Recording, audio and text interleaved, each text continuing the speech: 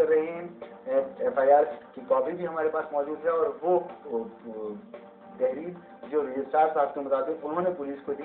इस प्रोफेसर राज साहब, आपके सामने ये तहरीर है, आप बताएं कि इस तहरीर के तहत ही क्या इन बच्चों को पुलिस के हवाले किया जा सकता है और कॉलेज यूनिवर्सिटी इंतजामिया इस बात का इत्तेफाक करती है कि इन बच्चों को वहाँ भेज दिया जाए?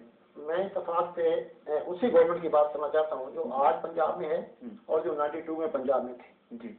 तो मैं मिसाल से एक वाज़ेह करूँगा इस बात।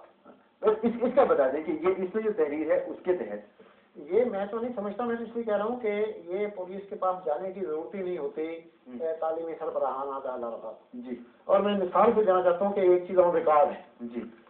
वाक़या ये है कि एक MPA साहब ने deputy director admin Multan division के खिलाफ तहरीक इस्तेकाल पेश की पंजाब असेंबली में, उसका नंबर 28/92 जी। उसमें इल्ज़ाम ये था कि इस डिप्टी डायरेक्टर ने, मैं इसके दफ्तर में गया हूँ, MPA साहब कहते हैं, मुझे धक्के दिए, गालियां दी, मारा पीटा, दफ्तर से निकाल दिया, इससे मेरा इस्तेकाल मंजूर हुआ है। उसके जनाब उस्मान इब्राहिम वज़ीर तालीम थे जी, उनके पास वो जब वो शिकायत आई तो उन्होंने उसको तलब कर लिया और अगर वो इसी तरह जल्दी करते तो वो बिल्कुल उस डिप्टी डायरेक्टर को पुलिस के हवाले कर देते, लेकिन डिपार्टमेंट के अपने कोई रूल थे, उन्होंने उससे सुनना चाहा कि भाई वाक़या क्या हुआ है जी। तो जब वो शख्स पेश हुआ तो उसने जो वाक़या बताया उस पर उन्होंने रिटर्न स्टेटमेंट ले लिया।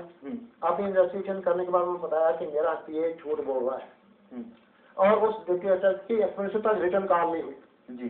मतलब ये था कि जो गवर्नमेंट थी उसने ये देखा कि सिर्फ MPA कोई ऐसी डिवाइन अपना क्रिएशन नहीं थी कि उसकी बयान पर किसी को हैंग कर दिया जाए।